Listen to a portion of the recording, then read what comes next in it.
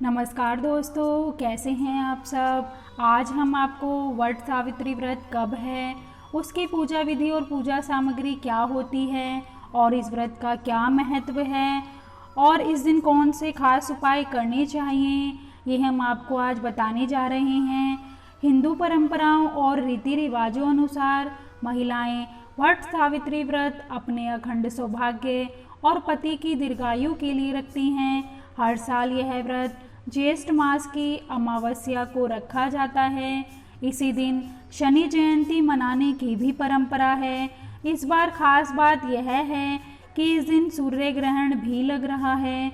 इस दिन बरगद के पेड़ की पूजा करके और उसके चारों ओर परिक्रमा लगाकर यह व्रत किया जाता है और पति की लंबी आयु और अच्छे स्वास्थ्य की कामना की जाती है।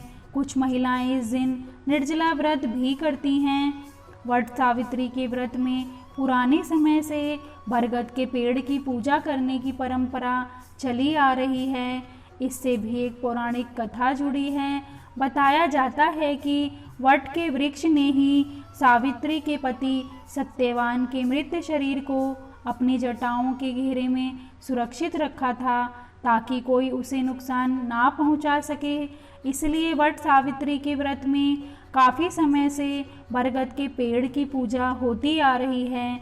ज्योतिषियों के अनुसार वट के वृक्ष में ब्रह्मा, विष्णु और महेश तीनों का वास होता है। इसलिए इसकी पूजा करने से पति की दीर्घायु के साथ ही उत्तम स्वास्थ्य की प्राप्ति होती है। आइए जानते हैं वट सावित्री व्रत कब है। इस साल ये व्रत 10 जून को रखा जाएगा। इस साल ज्येष्ठ अमावस्या तिथि 9 जून को दोपहर 1:57 से शुरू हो जाएगी और 10 जून को शाम 4:20 तक रहेगी।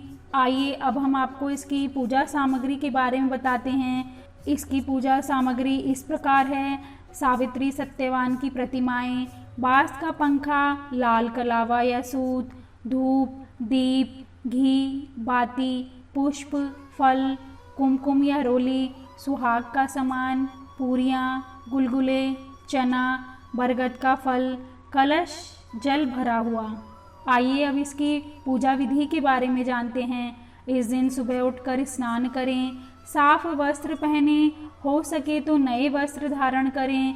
वट वृक्ष के आसपास गंगा जल का छिड़काव करें। बांस की टोकरी लें और उसमें सत अनाजा भर दें।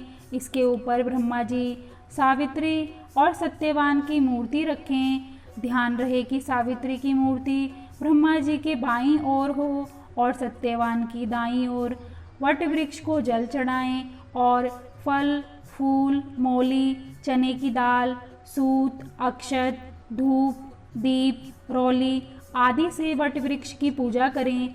बांस के पंखे से सावित्री सत्यवान को हवा करें और बरगद के एक पत्ते को अपने बालों में लगाएं। वट वृक्ष के नीचे सावित्री और सत्यवान की कथा सुनें, अखंड सुहाग की कामना करें और सूत के धागे से वट वृक्ष की 3 बार परिक्रमा करें। आप 5, 11, 21, 51 या 108 बार बरगद के पेड़ की परिक्रमा कर सकती हैं। जितनी परिक्रमा करेंगी उतना अच्छा होगा। परिक्रमा करने के बाद बांस के पत्तल में चने की दाल और फल, फूल, नैवेद्य आदि डालकर दान करें और ब्राह्मण को दक्षिणा दें। पूजा संपन्न होने के बाद जिस बांस के पंखे से सावित्री सत्यवान को हवा किया था उसे घर ले जाकर पति को भी हवा करें। फिर प्रसाद में चढ़े फल आदि ग्रहण करने के बाद शाम के वक्त मीठा भोजन करें।